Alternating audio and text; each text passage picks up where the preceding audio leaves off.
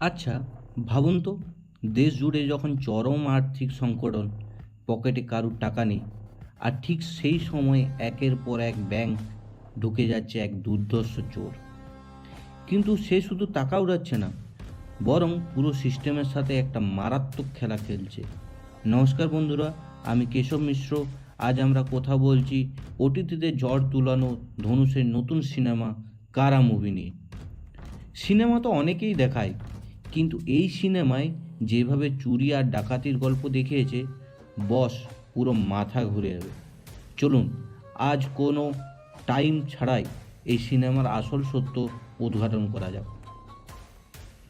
গল্পের মূল চরিত্র হলো কারাস্বামী ওরফে কারা, অর্থাৎ যিনি নায়কের অভিনয়ে আছেন তিনি হলেন ধনুষ।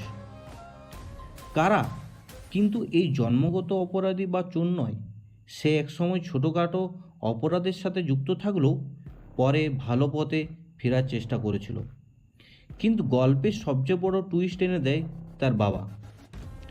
কারার বাবা, যিনি একজন সৎ ও সাধারণ মানুষ ছিলেন, এই অর্থনৈতিক সংকটের বাজারে এমন এক পরিস্থিতির শিকার হন যেখানে পুরো পরিবারের বিপদে হয়ে পড়েন।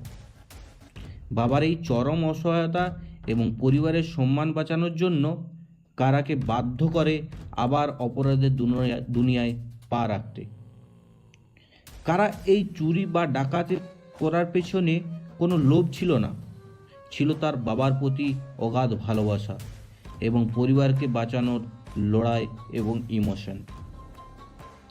পরিবারকে বাঁচাতে কারা এমন এক রাস্তা বেছে নেয় যা পুরো পুলিশ প্রশাসনকে নাড়িয়ে দেয়। সে একের পর এক ব্যাংকে অত্যন্ত চতুরতার সাথে, একদম ইউনিক পদ্ধতিতে সব ডাকাত করতে শুরু করে। সে কোনো সাধারণ চোর নয়, বরং সে সিস্টেমের ফাঁকফোকরগুলোকে জেনে খুব ভালো করে চুরি করত।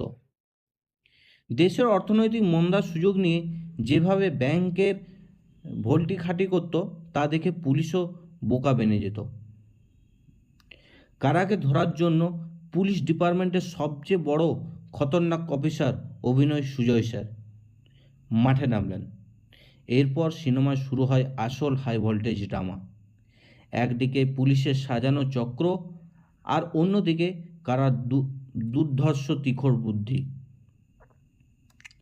শেষের দিকে গল্পটা শুধু একটা চোর ও পুলিশের লড়াইয়ে আটকে থাকা না, কারা যে টাকাগুলো চুরি করেছিল সেগুলোর পেছনে একটা বড় সামাজিক কারণ বা ব্যাংকিং সিস্টেমের দুর্নীতিতে জড়িয়েছিল।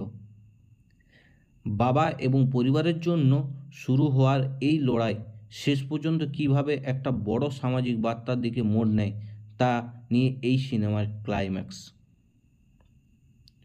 আপনাদের যদি এই ভিডিওটা ভালো লেগে থাকে তবে অবশ্যই লাইক, কমেন্ট ও শেয়ার করতে ভুলবেন না।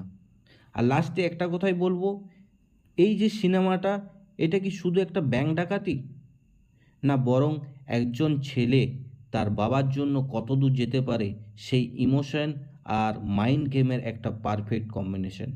থ্যাংক ইউ বন্ধুরা, দেখা হচ্ছে পরের ভিডিওতে।